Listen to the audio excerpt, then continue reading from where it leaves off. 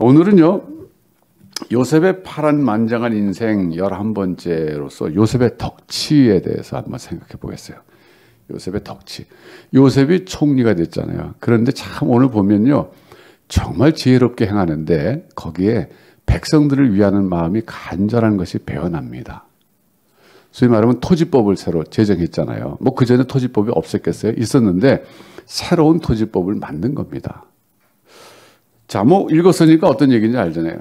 근데 기근이 계속되다 보니까 먹을 게 떨어지니까 백성들이 바로에게 와서 호소하는 거예요. 먹을 것이 떨어졌습니다. 우리에게 먹을 걸 주세요. 그러니까 요셉이 나서서 뭐라 그랬습니까?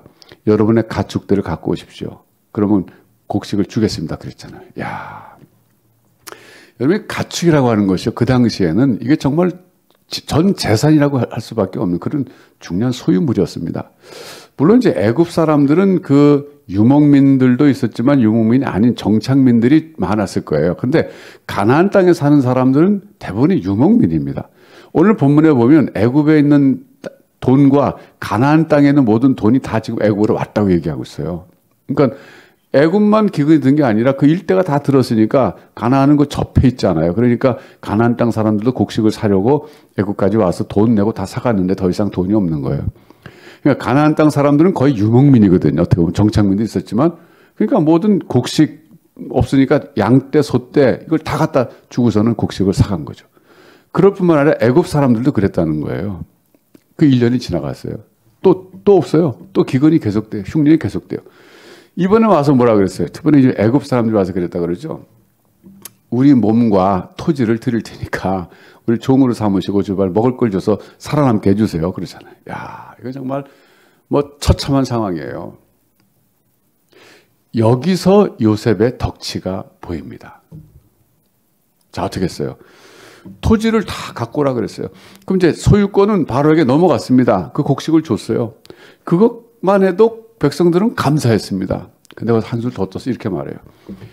자, 이제 종자를 줄 테니까 갖다 씨를 뿌려서 농사를 계속 하십시오.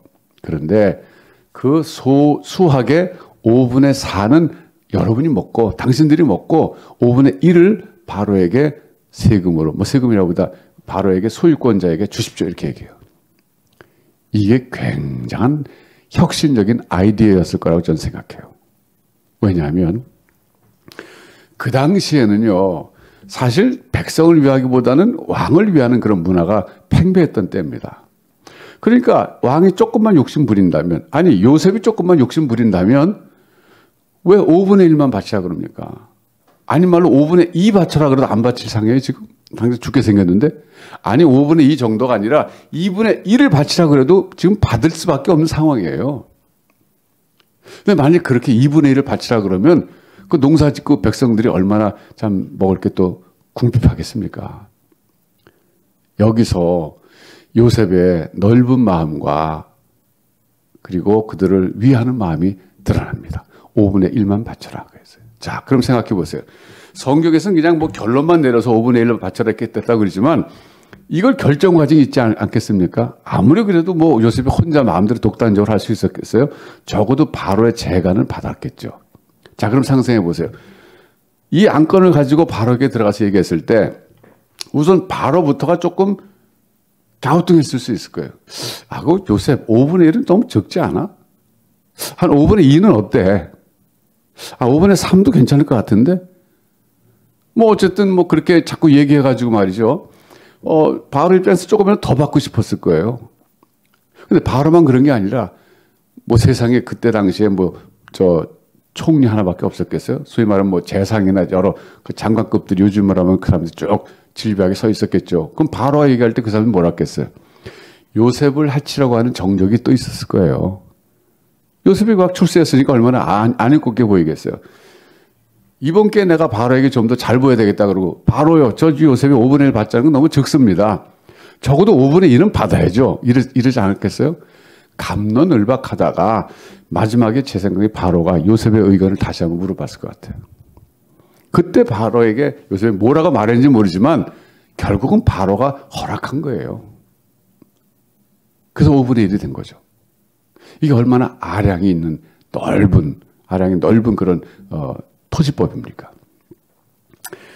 그러니까 이런 생각과 마음이 요셉에게서 나왔다는 것은 그것이 바로 그가 신앙이었기 때문이라는 것입니다. 그는 하나님이 온 세상을 다스린다는 것을 벌써 알았던 사람이에요. 그리고 그 바로의 백성들, 애굽 백성들, 가나안 땅 백성들도 하나님이 하나님의 형상대로 지음받은 인간들이라는 것을 알았던 겁니다. 그리고 자기를 애굽으로 보낸 것은, 하나님께서 자기를 보내신 것은 자기 가문을 일으키기 위한 것뿐만 아니라 이때 당시에 이 애굽을 비롯해서 인근에 있는 모든 사람들의 생명을 연장시키려고 자기를 애굽으로 보내셨구나 하는 사실, 그때쯤에는 명백히 깨달았을 겁니다. 그럼 그런 상황에서 백성들을 살리기 위해서는 백성들에게 정말 유리한 조건으로 그들이 먹고 살 수 있는 길을 열어줘야 되지 않겠어요? 그러니까 제가 볼 때는 이 토지법이라고 하는 것이 이것이 단순히 그냥 요셉의 단순한 아이디어가 아니라 신앙인 요셉이었기 때문에, 하나님을 믿는 요셉이었기 때문에, 또 하나님이 자기를 애굽의 총리 대신으로 세운 그 이유를 아는 사람이었기 때문에 그렇게 넉넉하게 백성들을 위한 토지법을 제정했다고 봅니다. 자, 여기서 말이죠. 우리 후손들도, 우리 다윗께서 자라나고 있는 우리의 자녀들, 우리의 자손들이 요셉처럼 세상에 나가서 이렇게 덕치를 하는 인물들이 되었으면 좋겠다. 이런 생각이 들면서 오늘 특별히 우리 자녀손들을 위해서 기도했으면 좋겠어요. 여러분들의 자녀와 여러분들의 후손들을 위해서 그렇게 기도하세요.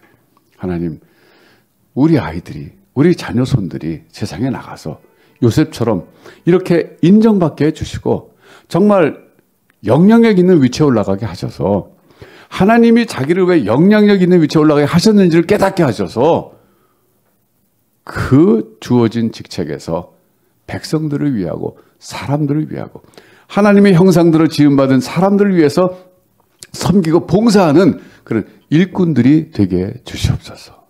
이렇게 기도하시기 바라요.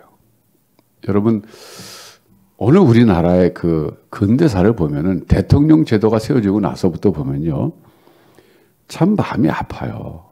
여러분도 아프실 거예요. 자, 우리 대통령 역사를 잠깐 한번 훑어볼까요? 초대 대통령 이승만 대통령 있잖아요.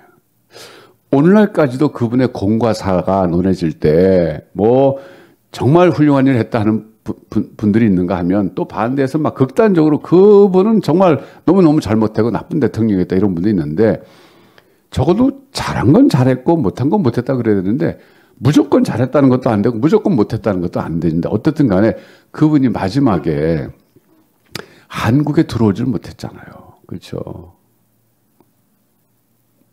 하야한 다음에 망명 가셨잖아요. 이런 그 아픈 역사가 초대 대통령이라면, 두 번째 대통령 누구예요? 박정희 대통령. 이분의 또 공과 사도 또 뭐 분명히 갈리잖아요. 그분이 뭐 경제적으로 나라를 살렸다 하는 분들이 있고, 그러나 독재 정치했기 때문에 안 된다는 분이 있고, 어찌됐든 그분은 마지막에 또 암살 당하셨잖아요. 그 다음에 이어지는 대통령들 보면은 다는 아니지만 대통령 임기가 끝나면 다 감옥에 갖다 들어오셨잖아요. 그러니까 참 마음이 아파요. 정말 이런 나라가 없을 것 같아요, 세계에.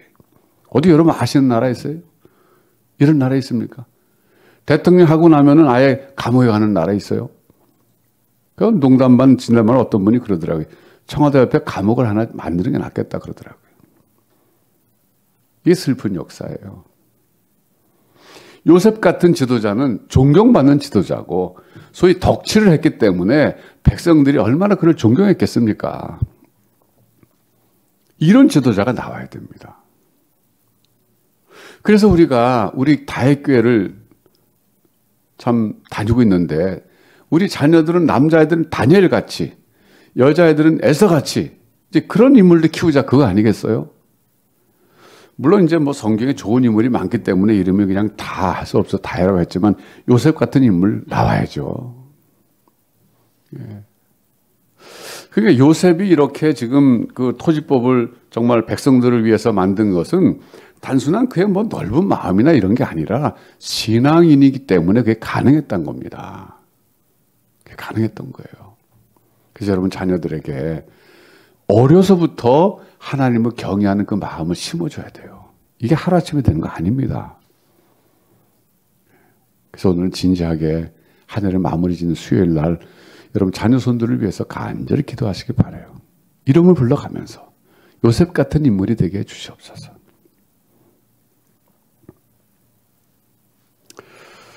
자, 오늘 이제 두 번째로 생각하고 기도 제목 찾을 것은요, 야곱의 소원입니다. 죽을 때가 되셨어요, 이분이. 그러니까 애굽에서 17년을 사셨다니까 뭐 130살 살았을 때 그때 바로 앞에 가서 그랬잖아요. 제가 지난주에 설교했지만 130세밖에 못 살았지만 조상들의 세월에 비하면 짧지만 험악한 세월을 살았습니다. 그러잖아요. 그 이후에 17년이 지나간 거예요. 이때 자기가 죽을 걸 알고 요셉에게 부탁하죠. 뭐라고 부탁합니까? 나를 죽은 다음에 조상들의 땅에 묻어달라. 이 말이 뭐예요? 이 평범한 말이 아닙니다. 이건 단순히 뭐 귀소 본능 그런 거 아니에요. 이건 굉장히 신앙적인 얘기예요. 무슨 얘기인지 아세요? 하나님께서 약속하신 대로 때가 되면 이 민족을 일으키셔서 우리 부족을 민족으로 만드셔서 번창케 하셔서 다시 약속의 땅 가나안 땅으로 반드시 돌아가게 하실 것이라는 그 확신, 그 확신에 근거한 소원이었어요. 그래서 요셉이 그렇게 하겠습니다 그러잖아요. 예. 맹세하라 그럴 때 허벅지 사이에 손을 넣으라 그런 것은 이거 어기면 이제 자손이 끊어진다 그런 얘기예요. 예. 엄중한 약속이죠. 그래서 그렇게 했는데 이제 이렇게 해서 요셉이 약속을 지키지 못하죠. 왜냐면 요셉 죽은 다음에 출애굽하잖아요. 근데 나중에 출애굽기에 가서 보면 그 야곱의 남은 유고를 이스라엘 백성들이 가지고 갑니다. 왜? 그게 계속 전승된 거죠. 그 스토리가, 그 약속이. 자, 여러분, 제가 미국에 살 때 말이죠. 이제 교인들이 돌아가시면 장례식을 치러야 되잖아요. 그러면 제가 장례식을 치르는 동안에 단 한 분도 내 유해를 한국 땅에 묻어달라 그런 분은 없었어요. 다 그냥 미국에 안장해 드렸어요. 근데 이제 한 가지 흥미로운 일이 있었는데 뭐냐면 이제 장례식을 치를 때 보면 이제 땅을 파잖아요. 이제 하관하기 위해서 하관하기 파는데 이제 다 한 다음에 이제 우리로 말하면 이제 이렇게 흙을 뿌리잖아요. 예. 그때 말이죠. 요만한 비닐봉지에다가 거기에 한국 흙이 담겨 있는 비닐봉지 꺼내요. 뭐 매번 그런 거 아니지만 그런 가족들이 있었어요. 그리고 거기에 태극기가 이렇게 겉에 붙어 있어요. 비닐봉지에. 그게 뭐예요? 한국 땅의 흙이라는 거예요. 뭐 그래봤자 뭐 얼마나 돼요. 비닐봉지 요만한 데 들었으니까 그거 뭐 한 두세 개 이렇게 했는데 그거를 그 흙 위에다가 덧뿌립니다. 아, 제가 그거 볼 때 말이죠. 마음이 좀 찡할 때가 있었어요. 그러니까 먼 이역만리 미국 땅에서 죽어서 여기 묻혀도 내가 조국 땅, 어머니 땅, 모국에 가서 묻히지 못한다 하더라도 조국의 흙이라도 좀 갖고 와서 나를 묻어달라. 이런 거 아시겠어요? 어떤 분은 뭐 그렇게 유언했기 때문에 그럴지 모르지만 어떻든 간에 그렇게 하는 일들을 제가 종종 봤어요. 여러분, 저도 이제 미국에서 살 거라고 생각하고 그때 그런 생각했어요. 그럼 난 죽으면 어디 묻혀야 되나? 근데 미국 그 공원 묘연 가면요. 거기 묻힐만 해요. 괜찮아요. 거기 아름다워요. 굉장히. 예. 한국의 공동묘지금 약간 좀 썰어가고 무섭잖아요. 요즘 많이 달라졌지만 그렇잖아요. 근데 거기는 그냥 공원이에요. 공원. 예. 그래서 여기 묻힌 것도 괜찮겠다. 그래서 이제 교인들이 이제 거기다 뭐 미리 땅을 좀 사놓고 그래요. 뭐 요만한데 하여튼 뭐 10,000불짜리 있었고 뭐 그랬던 것 같아요. 근데 이제 결국 사람은 누구나 마지막 죽게 되면 소위 귀소 본능이 있잖아요. 살아서 돌아가지 못하면 나 죽어서라도 돌아가고 싶다. 네, 그런 생각 갖고 있죠. 여러분의 그 본향은 어디입니까? 사실 우리 그리스도인들은 하나님의 자녀들의 진정한 본향은 하늘나라입니다. 하나님 나라예요. 그래서 우리가 하나님 나라로 돌아갈 겁니다. 근데 문제는요, 우리 떠나온 기억이 없어요. 예. 그래서 우리의 진정한 본향은 천국입니다. 사실 저 개인적으로도 저보고 고향이 어디냐고 물으면요, 대답을 못 하겠어요, 저는. 근데 가만히 따져보면 제가 이제 서울에서 태어났거든요. 저는 영등포에서 태어났어요. 본적지도 영등포 당산동 2가 109번지. 근데 어찌됐든 간에 제 태어난 곳이 출생지지 고향은 아니잖아요. 예. 그러니까 고향을 물어보면 저는 고향이 없어요. 왜? 이북에서 피난 내려오셨잖아요, 저희 부모님이. 저희 부모님들의 고향은 평안부터 영변입니다. 그 핵 발전소가 있고, 옛날에는 약산의 진달래로 유명했던 곳인데 지금 핵 발전소로 유명해졌어요. 거기가 어떻게 보면 저의 본향이라고 할 수 있어요. 지상에서의 본향이죠. 내가 가본 적도 없고 거기서 오지도 않았지만 그냥 제 마음속에는 그럼 거기가 내 본향인가? 지상에서. 이런 생각이 들어요. 그래서 언젠가 한번은 가보고 싶다는 마음이 있어요. 언젠가 이제 왕래가 자유로운 날이 오겠죠. 제가 살아있는 동안에 오면 좋겠는데 그럼 한번 가보고 싶긴 해요. 네.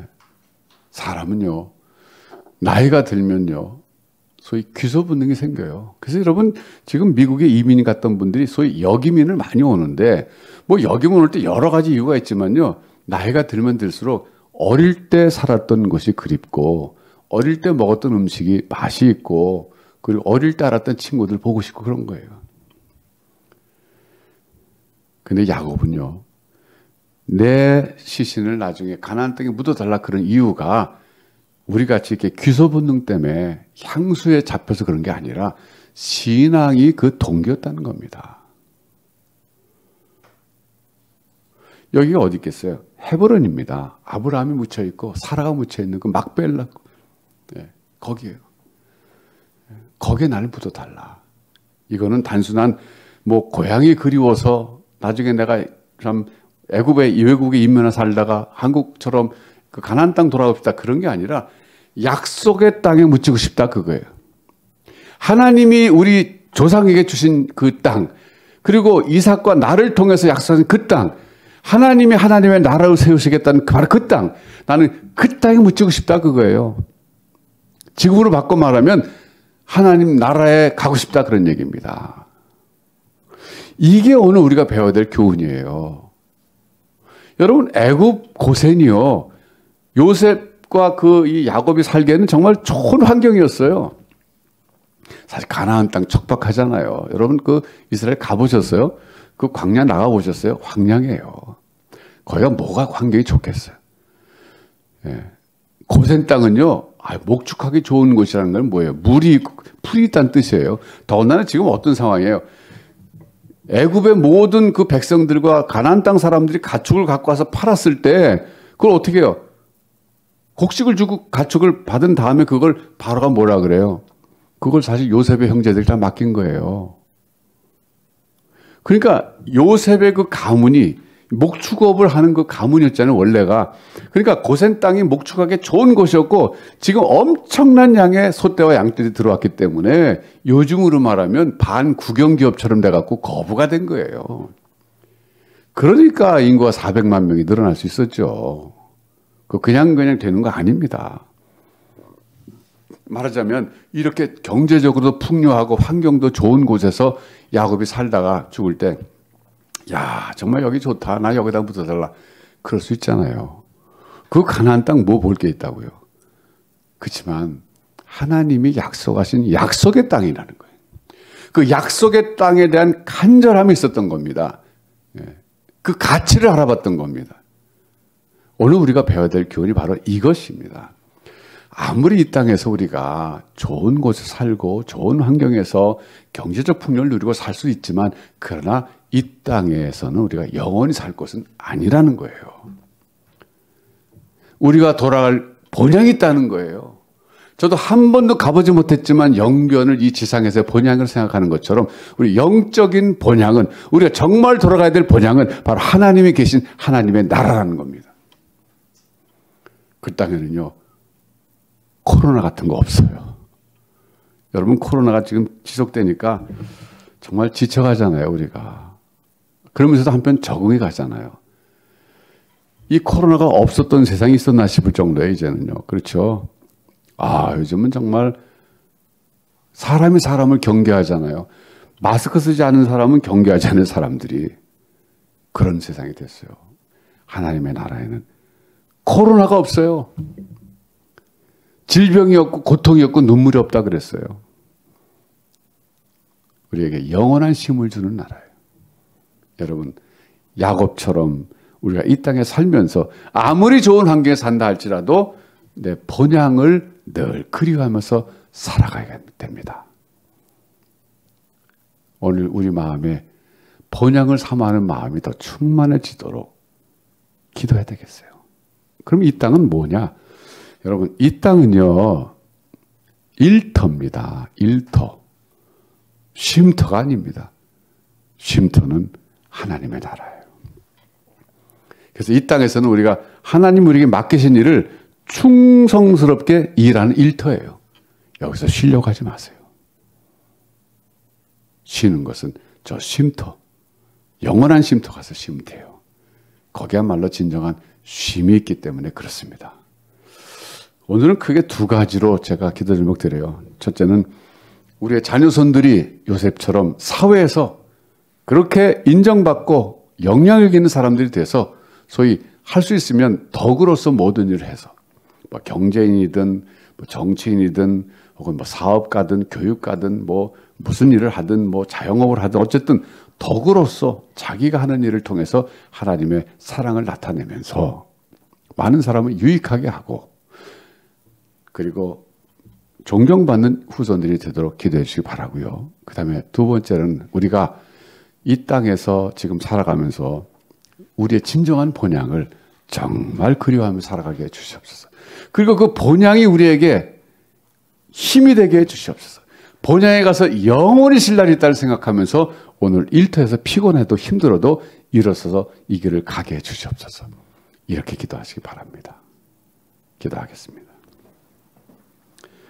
하나님 아버지 감사합니다. 오늘 밤에 저희들 이 요셉의 생애 속에서 있었던 일, 야곱의 소원 이런 것을 통해서 기도 제목을 찾았습니다. 하나님 우리의 자녀 손들이 다 요셉처럼 이런 인물로 인생을 살게 축복하여 주시옵소서. 우리 자신들도 야곱처럼 영원한 본향, 하나님이 계신 것, 진정한 쉼이 있는 것을 사모하면서 오늘 이 땅에서 우리에게 주어진 사명을 충성스럽게 감당하는 저희들이 되도록 붙잡아 주시옵소서. 올 1년 동안 지켜주신 하나님 감사합니다. 코로나 속에서도 함께 하신 하나님 감사합니다. 그리고 수요 예배를 허락하신 하나님께 감사합니다. 우리가 이제 새해는 더욱더 이 시간을 기억하여 하나님 앞에 올바른 경배드리는 가운데 특별한 은혜를 누리게 하여 주옵소서. 예수님의 이름으로 기도하옵나이다. 아멘.